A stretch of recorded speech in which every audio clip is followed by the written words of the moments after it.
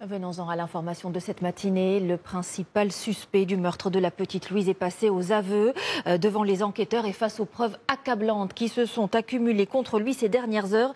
Il a fini par reconnaître les faits. Son profil se précise et on apprend notamment que des violences avaient déjà été signalées sur sa petite sœur. Les tout derniers éléments avec Ignacio Bornassin, Corinne Chevreton et Marie Belot.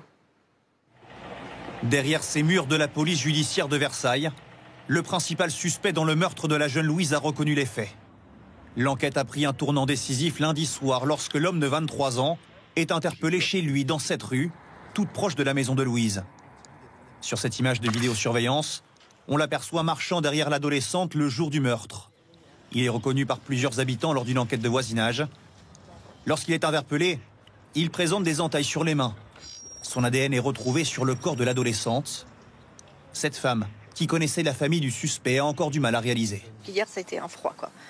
Quand on a appris que c'était lui, voilà, quoi. On n'aurait pas cru qu'il aurait pu faire quelque chose comme ça. Je sais qu'il est un peu pète sec, je dirais, mais voilà, quoi. Après, un peu sanguin, qui s'emporte. Ouais, je crois, ouais. Dans le quartier, encore sous le choc, ses premiers aveux soulèvent d'autres questions.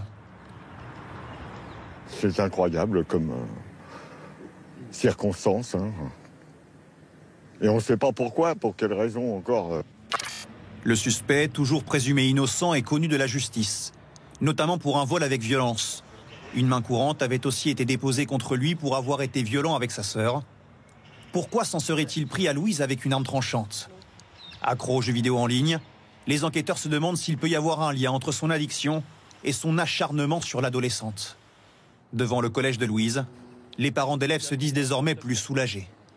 Ce qui était choquant, c'est de savoir qu'il était à proximité, qu'il était là durant ces 3 jours, alors que nous étions tous dans le questionnement et dans l'angoisse de ce qui pouvait arriver à nos enfants. 3 autres personnes, ses parents et sa petite amie, sont également en garde à vue pour non-dénonciation de crime. Les gardes à vue peuvent encore se prolonger jusqu'à ce soir. Tous restent présumés innocents.